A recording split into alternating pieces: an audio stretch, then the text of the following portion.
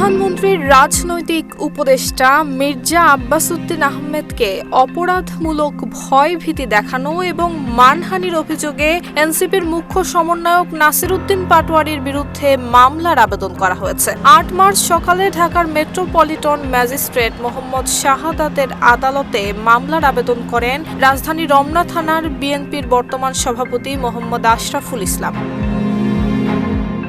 বাদী তার অভিযোগে বলেন, নাসির উদ্দিন পাটোয়ারী গত ত্রয়োদশ সংসদ নির্বাচনে শাপলা কলি নিয়ে মির্জা আব্বাসের সঙ্গে হেরে যান। নির্বাচনের সময় এই আসামি বিভিন্ন মিথ্যা এবং মানহানিকর বক্তব্য দিয়ে আসছেন। অভিযোগে বলা হয়, নাসির উদ্দিন পাটোয়ারী নির্বাচনে বিপুল ভোটে হেরে যাওয়ার পর আরও বেশি করে বিভিন্ন সামাজিক মাধ্যমে এবং বিভিন্ন অনলাইন পত্রিকার মাধ্যমে মিথ্যা মানহানিকর বক্তব্য এবং বিভিন্ন হুমকি দিয়ে আসছেন। সবশেষ গত 5 মার্চ সামাজিক যোগাযোগ মাধ্যম ফেসবুকে বাদী দেখেন নাসির উদ্দিন পাটোয়ারীর মানহানিকর বক্তব্য হুবহু কয়েকটি অনলাইন নিউজ মিডিয়াতে এসেছে।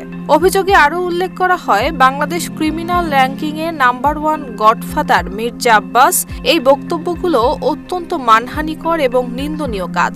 এসব বক্তব্য সামাজিক যোগাযোগ মাধ্যম ফেসবুক এবং ইউটিউবে ভাইরাল করে মির্জা আব্বাসের সম্মান ক্ষুণ্ণ হচ্ছে। স্মার্ট স্পার্কলিং টেকনোলজি লেমন ও গ্লিসারিন সমৃদ্ধ সানবিট লিকুইড ডিশওয়াশ তেল চর্বি পরিষ্কার করে থালা বাসন করে ডায়মন্ড শাইন। সানবিট 1 চামচে 30+ বাসন পরিষ্কার।